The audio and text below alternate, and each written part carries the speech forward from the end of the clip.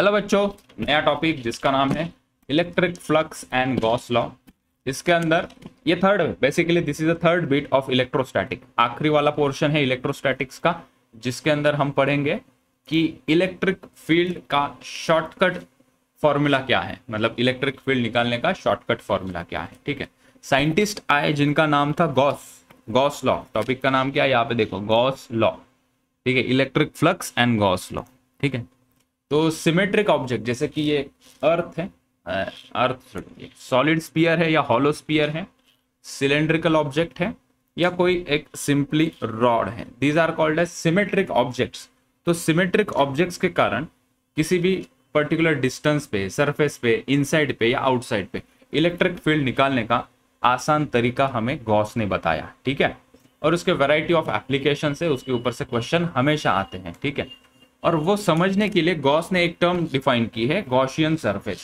एक imaginary surface वो बताता है कि इसके सराउंडिंग में हम कंसिडर करेंगे, और यूजिंग दैट इमेजिनेटरी सरफेस हम डिराइव करते हैं electric field due to sphere, electric field due to cylinder. ठीक है, कोई मुझे बताए electric field due to this solid sphere at a distance r, कितना फॉर्मूला था? Electric field due to solid sphere at this distance r, क्या formula था? K q by r, k q by r square, k q one q two by r, k q one q two by r square. क्या था? सब एक जैसे ही लगता है। क्या फॉर्मूला था? K q by r square. Electric field के अंदर डिनोमिनेटर में आर स्क्वायर रहता है। ठीक है, अगर मैं पूछूं कि मुझे बताओ कि अपना कूलम्स लॉ का फॉर्मूला क्या है? दो चार्ज पार्टिकल है, एक पॉजिटिव है एक नेगेटिव है, कूलम्स लॉ का फॉर्मूला क्या है? टू कंफ्यूज यू, हाँ, आर स्क्वायर। डिनोमिनेटर में आर स्क्वायर रहता है, इलेक्ट्रिक फील्ड के डिनोमिनेटर में आर स्क्वायर रहता है, न्यूमरेटर में एक ही क्यू आता है, बराबर। ठीक है, तो कभी अगर इनकेस हमें कंफ्यूजन हो तो ये चीजें याद रखना। ठीक है, तो हम चलते हैं, जानते हैं इस टॉपिक को इन डिटेल, ये टॉपिक हमें क्या बताना चाहता है। ठीक है, तो सबसे पहले हम उसके कुछ डेफिनेशंस वगैरह लिख लेते हैं, और हम जानना चाहते हैं कि यहाँ पे ये फ्लक्स जो टर्म है उसका मीनिंग क्या है, और फ्लक्स को हम कैसे डिफाइन करेंगे। ठीक है, तो सबसे पहले हेडिंग लगाओ बच्चों। हम हेडिंग लगाएंगे, हमारा हेडिंग यहाँ पे रहेगा, पहला हेडिंग मैं थोड़ा एडजस्ट कर लूँ, यस। सो पहला हेडिंग हम लगाएंगे इलेक्ट्रिक फ्लक्स। टॉपिक का जो टाइटल है वही हीरो है हमारा, इलेक्ट्रिक फ्लक्स, जिसको हम फाई इस लेटर से दिखाते हैं। ठीक है, वो समझने के लिए ना हमें एरिया को समझना पड़ेगा, वो समझने के लिए हमें एरिया को समझना पड़ेगा। ठीक है, हम एरिया के बारे में लिखते हैं। एरिया हमें पता है ना, सर्कल का एरिया, स्क्वायर का एरिया। ठीक है, जो जितना प्लेन ऑक्यूपाई करता है। अभी एरिया क्या बताना यार, ये एरिया है, ये रिमोट है, इसका एरिया क्या होगा? ये इसका एरिया होगा, दिस वन। ठीक है, उसकी डेप्थ कंसिडर करेंगे तो वो वॉल्यूम बन जाएगा। मैं भी क्या सिखा रहा हूँ यार, ये एरिया हमें पता है। अच्छा, ये पता हो गया तुम्हें कि मुझे बताओ एरिया कौन सी क्वांटिटी, क्या ये वेक्टर क्वांटिटी है, क्या ये स्केलर क्वांटिटी है? ये मुझे बता सकते हो क्या? एरिया कौन सी क्वांटिटी है? स्केलर। सो साफ साफ देखने में ये स्केलर लगती है ना, लेकिन ये वेक्टर क्वांटिटी है। ठीक है, तो एरिया को हम कहते हैं it is a vector quantity. अच्छा, अगर एरिया वेक्टर क्वांटिटी है मतलब इसका कुछ डायरेक्शन होगा, राइट? एरिया वेक्टर क्वांटिटी मतलब इसका कुछ डायरेक्शन होगा। तो हम पहले तो एक पॉइंट लिख लेते हैं, मेरे पास ऑलरेडी एक पॉइंट है, उसके बारे में हम लिखेंगे। अगर ये वेक्टर क्वांटिटी तुरंत माइंड में आएगा ना, हाँ, फिर इसका डायरेक्शन क्या है, वही पॉइंट हम लिख रहे हैं, इट्स डायरेक्शन। फिर हम चर्चा करेंगे इसके ऊपर। Its direction is perpendicular to its plane of geometry. ठीक है, perpendicular to its plane of geometry. For example, हम एक एग्जाम्पल यहाँ पे ड्रॉ करते हैं। ठीक है, एक एक्सिस हम पहले ड्रॉ कर ले क्या? Let's draw some axis, x y axis draw कर लेते हैं। ये एक्स वाई एक्सिस है, ताकि हमें एरिया का डायरेक्शन इजीली फाइंड आउट करने में हेल्प हो। ठीक है, एक शेप हम ड्रॉ करते हैं। Let's draw some shape like this, ये ऐसे। ठीक है, इसको थोड़ा सॉलिड सा बना देते, फिल कर देते इसको, ठीक है। अभी इसका डायरेक्शन हमें जानना है, ठीक है।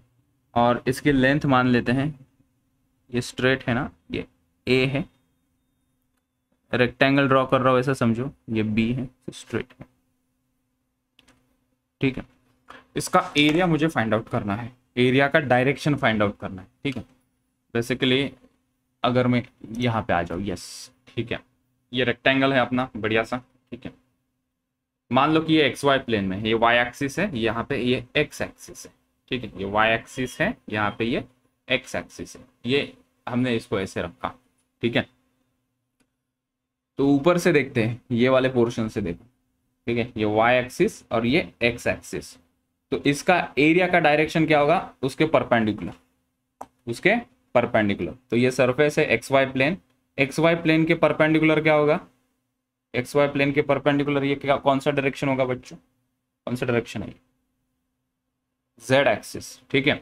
अगर मैं यहां से देख रहा हूं तो लेट्स से कि वो डायरेक्शन पॉजिटिव जेड है, तो अगर मैं यहां से देख रहा हूं तो ये पॉजिटिव जेड की तरफ एरिया का डायरेक्शन है। अगर मैं उसको यहां से देख रहा हूं तो ये मान लो कि मेरी तरफ नेगेटिव जेड एक्सिस है, so I will take that as my direction of this vector, ठीक है।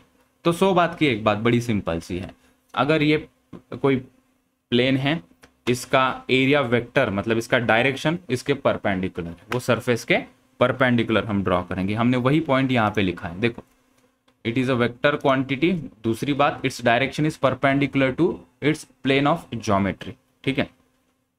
तो इसका जो डायरेक्शन होगा वो इसके परपेंडिकुलर हम दिखाएंगे।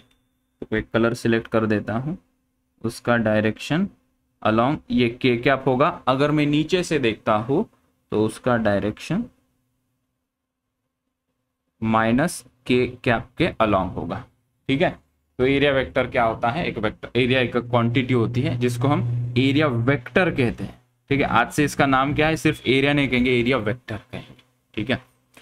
तो अगर मैं लिखना चाहूँ इसका एरिया तो मैं कैसे लिखूंगा, ए और उसके ऊपर एरो दे दूंगा, ठीक है, ए इंटू बी और उसका डायरेक्शन के कैप, और अगर मैं नीचे से देख रहा हूँ तो उसका एरिया होगा ए बी इंटू माइनस के कैप, ठीक है। बस परपेंडिकुलर उसका डायरेक्शन हमें बताना है, ठीक है, यस।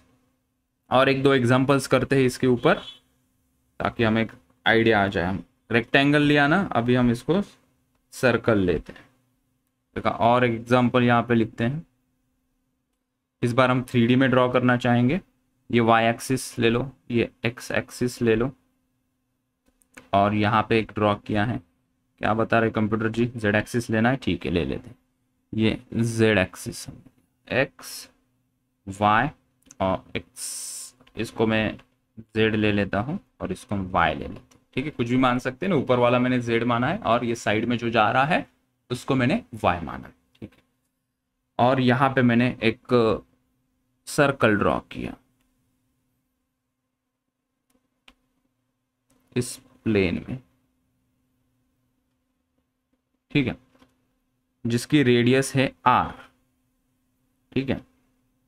तो मुझे बताओ इसका एरिया कितना होगा डायरेक्शन के साथ, डायरेक्शन के साथ बच्चों एरिया कितना होगा। मैं मैग्नीट्यूड लिख देता हूं, उसका होगा पाई आर स्क्वायर। डायरेक्शन बताओ, आई कैप लिखना, जे कैप लिखना, के कैप लिखना, क्या, एक्स वाई, उसके परपेंडिकुलर, परपेंडिकुलर क्या है इसका, के कैप भी हो सकता है, माइनस के कैप भी हो सकता है, ठीक है। जे कैप भी हो सकता है, माइनस जे कैप भी हो सकता है, आई कैप हो सकता है, माइनस आई कैप भी हो सकता है। तो ये कौन से प्लेन में है वो आइडेंटिफाई करो, बस विजुअलाइज करो, क्योंकि ये आगे चल के काम में आएगा। जब हम magnetic effect of electric current ये टॉपिक देखेंगे ना, वहां पे हमें बार बार इस प्लेन के साथ खेलना होता है। तो यहाँ पे देख लो, मुझे बताओ ये सर्कल, सबसे पहले मुझे बताओ ये जो सर्कल है ये कौन से प्लेन में है, एक्स वाई, एक्स जेड या वाई जेड प्लेन में है, कौन से प्लेन में लाई कर रहा है, क्लियरली दिखाई पड़ रहा है। ये विजुअलाइजेशन थोड़ा सा बना लो, ठीक है। ये x है, ये y है, उसके प्लेन में यहाँ पे है ये वाला प्लेन क्या है, x y प्लेन है। अगर इस, हाँ ऐसा इमेजिन करो, अगर जिसको थोड़ी दिक्कत होती है तो वो ऐसा इमेजिन, ये प्लेन में है, सर्कल वही प्लेन में ड्रॉ किया है, उसके परपेंडिकुलर डायरेक्शन में इसका एरिया वेक्टर होगा। अगर ऊपर से मैं देख रहा हूं तो प्लस के कैप, नीचे से मैं देख रहा हूं तो मेरी तरफ नीचे माइनस के कैप। तो यहाँ पे हम लिख सकते हैं द डायरेक्शन विल बी, इसके परपेंडिकुलर ऊपर या नीचे, के कैप और माइनस के कैप, डिपेंडिंग अपॉन हम कहाँ से ऑब्जर्व कर रहे हैं। ठीक है, आगे चल के हम देखेंगे कहाँ से इलेक्ट्रिक फील्ड फ्लो हो रही है, नीचे से ऊपर या ऊपर से नीचे, दैट विल मैटर नाउ। हमने लिखा यहाँ पे के कैप और हम लिख सकते हैं एरिया वेक्टर, ऊपर एरो बना देते हैं, पाई आर स्क्वायर माइनस के कैप, माइनस के कैप। ठीक है, एक एग्जांपल और लास्ट कवर करते हैं ताकि हमें वो ज्योमेट्री का भी अंदाजा आ जाए। फिर एरिया वेक्टर का करना क्या है, किसके लिए हम इसकी तैयारी कर रहे हैं। एक्चुअली हम फ्लक्स ये टर्म डिफाइन करने के लिए सबसे पहले एरिया वेक्टर पढ़ा। ठीक है, हमें फाइनल डेस्टिनेशन क्या है हमारा, हमें इलेक्ट्रिक फ्लक्स की तरफ बढ़ना है। ठीक है, एक लास्ट एग्जांपल ले लेते हैं इसके ऊपर। Let's take one more example. मैं यही प्लेन यूज कर लेता हूँ, मेरा टाइम भी सेव हो जाएगा। आई विल टेक दिस, कर लेते हैं कॉपी, बता देंगे पेस्ट, यहाँ पर देखते हैं छोटा, ये हटा देते हैं। ठीक है,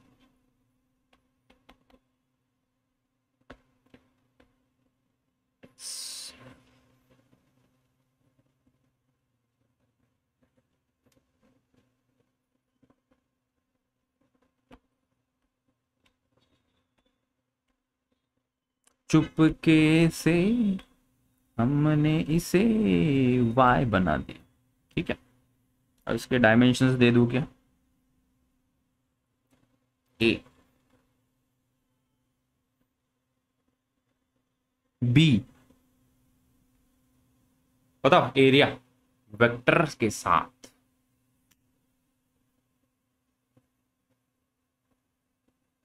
यस, ये क्या बीच में से कहा है, हटा दिया।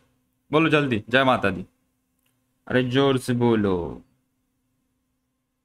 यस, तो एरिया वेक्टर यहाँ पे क्या आ जाएगा, इसका एरिया क्या आएगा, ये रेक्टेंगल है ना भैया, तो ये क्या लिखेंगे ए बी, और इसका डायरेक्शन उसके परपेंडिकुलर लाइन यहाँ से सीधा दिख रही है, तो this will be j cap, और नीचे से देखेंगे ऊपर माइनस जे कैप भी हो सकता है depending upon where we are observing, और we can say area vector is equals to a b minus j cap. ठीक है, चलो तो ये होगी एरिया वेक्टर की बात, बेसिक सी चीजें हमें क्लियर होगी। Area is a vector quantity, उसका डायरेक्शन जिस प्लेन में वो क्वांटिटी है उसके परपेंडिकुलर।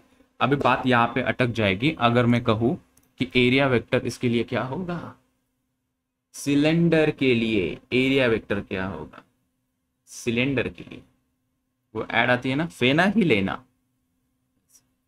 तो ये सिलेंडर है, इसके लिए डायरेक्शन क्या होगा एरिया वेक्टर का, ये तो कर्व सरफेस है ना, देखो ना कर्व सरफेस है, कर्व सरफेस के लिए कैसे करेंगे तो वो भी पता करना चाहिए। या मैं कहूँ इनके लिए एरिया वेक्टर का डायरेक्शन क्या होगा ये भी पता करना पड़ेगा। हमने अभी सिर्फ प्लेन ज्योमेट्री के लिए देखा, प्लेन ज्योमेट्री के लिए हमने देखा अभी। हाँ, कोई कुछ कह रहा है यार, बोल।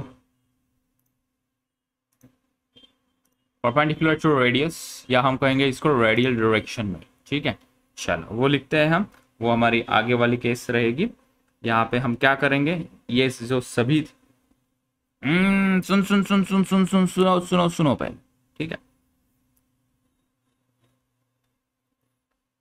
एक एग्जांपल से ही हम उसे समझते हैं। ठीक है, ये क्या था, इस एग्जाम्पल को कुछ हमेशा आगे ऐसा टाइटल देना चाहते हैं, तो मैंने टाइटल दिया this is open surface, this is 2D open surface. थोड़ा डिस्टिंग्विश करने के लिए हम इधर बढ़ रहे हैं ना, इसकी तरफ बढ़ रहे हैं ना हम स्पीकर की तरफ, तो ये स्पीकर से ये प्लेन कैसा अलग है, तो प्लेन है ना ये, मतलब हमने कहा कि ये 2D सरफेस है, कैसा है, ओपन है, कहीं से क्लोज है क्या, डब्बा है क्या, नहीं, इट्स ओपन सर।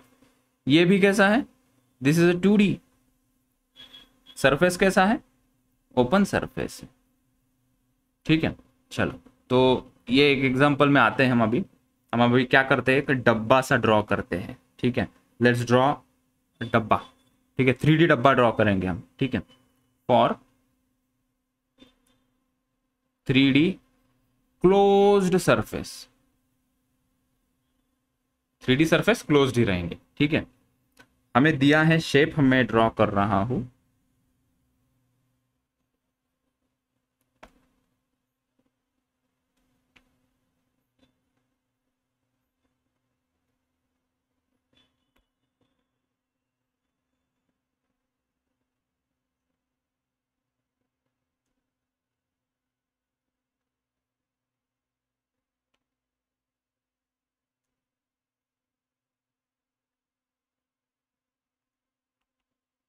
ये वाला शेप दिया है बच्चों, ऐसा, ठीक है। और थोड़ा और 3D का फील आए और हम इसको अच्छे से समझे, इसलिए चुपके से, हाँ अब लग रहा है ना 3D मस्त सा, थोड़ा जूम करके देखते हैं, ठीक है। हमें कोई पूछेगा कि यहाँ पे एरिया वेक्टर क्या है, तो हम सीधा सीधा सवाल ही गलत हो जाएगा। एरिया वेक्टर से पहले हमें पूछेंगे वो, अरे भैया कौन सा एरिया लेना चाहोगे आप, कितने यहाँ पे एरिया दिख रहे हैं तुम्हें, ये वाला 1, ये वाला 2, ऊपर का 3, नीचे का 4, इधर के साइड का ये वाला, पीछे का ये वाला, ये इधर का सब। तो मैं कहूंगा, अगर मैं कहूंगा कि मुझे ये एरिया में इंटरेस्टेड है, दिस वन, ये वाले, ठीक है, तो इसके जो लेंथ वगैरह दिए होंगे उससे तो वो रेक्टेंगल है, आ ही जाएगा वो। अगर मान लेते, चलो नंबर ले ही लेते हैं, ये है ए और ये दिया है एच, ठीक है। तो इसका एरिया क्या आएगा, ये पर्टिकुलर का क्या लिखोगे तुम, ए इंटू एच, ठीक है, राइट। और अब इसके डायरेक्शन की बात आएगी ना, तो इसका डायरेक्शन ना इसके परपेंडिकुलर बाहर की दिशा में ही हम लेंगे, अंदर नहीं। 3D क्लोज्ड सरफेस जब होते हैं, यहाँ पे एक ही पॉसिबिलिटी हम ओपन करेंगे, इसका जो डायरेक्शन है वो डायरेक्शन इसके परपेंडिकुलर बाहर की तरफ, अंदर की तरफ नहीं दिखाएंगे, बाहर की तरफ, ठीक है। तो अगर इसका यूनिट वेक्टर हम किसी लेटर से दिखा दें, ए कैप से दिखा देते हैं, ठीक है, कोई आई जे के लेने से अच्छा हमने ए कैप दिखा दिया बाहर की तरफ, ठीक है। If I am taking this as a my area, ठीक है, अगर मुझे इस एरिया में इंटरेस्टेड है, ये वाले सामने वाले साइड के वो पर्टिकुलर एरिया में इंटरेस्ट है, तो अगर ये इसका, ये h है हाइट और ये b है, ठीक है, तो इसका एरिया तो हो जाएगा b इंटू एच और डायरेक्शन बाहर की तरफ, इसको a1, इसको a2 कैप हम कह देते हैं, ठीक है। तो इसका एरिया हम क्या लिखेंगे बच्चों, what should we write here, a vector b into h into a2 cap, ठीक है। और सिमिलरली अगर मैं इसके लिए बात करूं तो ऊपर की तरफ डायरेक्शन की चर्चा चल रही है, बेसिकली एरिया निकालने में तो हमें कोई दिक्कत नहीं है, तो b इंटू एच है, ये a इंटू एच है। फतेह की बात यहाँ पे क्या है, जो एरिया वेक्टर का डायरेक्शन है ना वो बाहर की तरफ लेंगे। जो 2D के लिए क्या था, वो ऊपर भी आ रहा था नीचे भी आ रहा था। जब क्लोज सरफेस हो, बंद सरफेस हो, तो उसके एरिया वेक्टर का डायरेक्शन बाहर की तरफ लेंगे हमेशा हमेशा, ठीक है। चलो तो वो हम नोट लिख लेते हैं, note NOT note, note for a closed surface, for a closed surface area vector is taken always in outward direction, ठीक है, outward direction and perpendicular to the surface. Obviously ये तो कंडीशन मस्ट है कि वो जिस सरफेस से तुम ड्रॉ कर रहे हो उससे वो जो एरिया वेक्टर है वो कैसा हो, परपेंडिकुलर हो, ठीक है। तो ये तो होगी क्लोज्ड सरफेस की बात। हमें अभी करनी है सिलेंड्रिकल सर्कुलर शेप की बात। ये तो 3D था लेकिन कैसा था, प्लेन था, ठीक है। क्या इस रिमोट को भी मैं 3D बना सकता हूँ क्या, इसको विड्थ भी है, ठीक है। So this is like 3D, ठीक है। यहाँ से फील ले लेते हैं, तो ये 3D ऑब्जेक्ट है, ठीक है। तो इस सरफेस के लिए एरिया वेक्टर हम क्या लेंगे, बाहर की तरफ। ऊपर वाले सरफेस के लिए एरिया वेक्टर ऊपर, इस वाले सरफेस के लिए एरिया वेक्टर बाहर। इस वाले सरफेस के लिए एरिया वेक्टर बाहर, इस वाले सरफेस जो मेरे साइड में फेसिंग है उसके लिए एरिया वेक्टर मेरी तरफ आएगा। ठीक है, अगर ये 3D है तो। ठीक, बात करते हैं अगर हमारे पास सिलेंड्रिकल शेप अगर है तो उसके लिए हम एरिया वेक्टर का डायरेक्शन क्या लेंगे। ठीक है, एग्जाम्पल हम एक सिलेंडर ड्रॉ करते हैं बच्चों और इसको हेडिंग देते हैं फॉर 3D कर्व सरफेस। ठीक है, फॉर 3D कर्व सरफेस। अच्छा, तो एक सिलेंडर लेकर आता। ठीक है, सिलेंडर के भाव वैसे भी काफी बढ़ चुके हैं, एलपीजी गैस सिलेंडर। ओके, तो थोड़ा अच्छा सा सिलेंडर ड्रॉ करो ना सर, सिमेट्रिक अच्छा लगे। ये अच्छे अच्छे के चक्कर में ना टाइम भी चला जाता है तो हमने छोड़ दिया। अभी यहाँ पे कितने सरफेसेस आइडेंटिफाई हो रहे हैं वो बताने के लिए, एक ऊपर वाला सरफेस है, एक ये नीचे वाला सरफेस है। ठीक है, ये कर्व्ड सरफेस है। ठीक है, तो हमें कर्व्ड सरफेस की बात करनी है कि कर्व्ड सरफेस के लिए ये क्या होगा एरिया वेक्टर का डायरेक्शन। मुझे ये इतना तो तुम बता सकते हो ना, ये सरफेस के लिए डायरेक्शन क्या होगा एरिया वेक्टर का, ऊपर की तरफ या नीचे की तरफ, लेफ्ट में या राइट में। इस कर्व्ड सरफेस में 1 की बात कर रहा हूं। I can see there are 3 surfaces here. Speaker का ये ऊपर का सरफेस, नीचे का सरफेस कैसा है, कैसा है ये सरफेस, कर्व है। ठीक है, लाइट चली गई, मुझे नेटवर्क स्विच करना पड़ेगा जल्दी से जल्दी जल्दी से जल्दी जल्दी से जल्दी। Where is my mobile, light चली गई है, रुक जाओ मेरे नेटवर्क। हम इसकी बात कर रहे थे, हमारे पास सिलेंडर है, वो जो 1 सरफेस है वो 1 कौन सा है, सर्कुलर शेप का है। ठीक है, तो उसका एरिया वेक्टर कहाँ होगा, ऊपर नीचे लेफ्ट राइट, कहाँ पे ड्रॉ करेंगे area vector for 1 surface, surface number 1 जो लिखा है यहाँ ऊपर की तरफ, राइट। जो नंबर 2 वाला है उसके लिए नीचे की तरफ, राइट। सो इनके लिए तो कोई दिक्कत नहीं है, एरिया वेक्टर हम यहाँ पे बता सकते हैं, इसके लिए ऊपर की तरफ, इसके लिए नीचे की तरफ। कर्व्ड सरफेस के लिए ना रेडियली आउटवर्ड बताएंगे। क्या क्या वर्ड हम यूज करेंगे, रेडियली आउटवर्ड। ये थोड़ा सा बीच बीच में हैंग हो रहा है, ठीक है, क्या दिक्कत है मुझे पता नहीं, लेकिन ठीक है, हमें क्लास के एंडिंग में ही है तो लाइव लेक्चर में थोड़ा सा लैग हो रहा है, रिकॉर्डिंग में वो नहीं होगा। ठीक, चलो। सो थर्ड सरफेस की मैं बात कर रहा हूँ, try if you can catch. Curved surface के लिए जब हम एरिया वेक्टर की बात करेंगे ना, वो रेडियली आउटवर्ड निकालेंगे।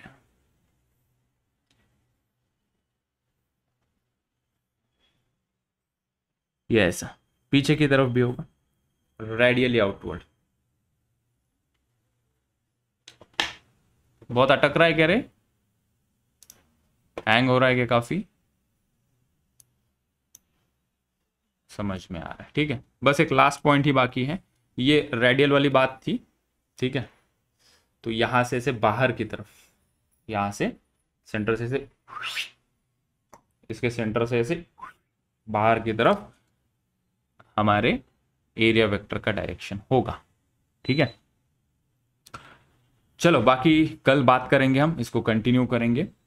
कल के लेक्चर में हम फ्लक्स को लेकर आएंगे, फ्लक्स का फॉर्मूला देखेंगे, और फ्लक्स से लाइट आ गई, और फ्लक्स से इलेक्ट्रिक फील्ड कैसे फाइंड आउट की जाती है उसका हम रिलेशन देखेंगे। ठीक है, सो आज के लेक्चर में बच्चों कितना ही, हम कल पर मिलेंगे और इसको कंटिन्यू करेंगे। So I am signing off, bye bye.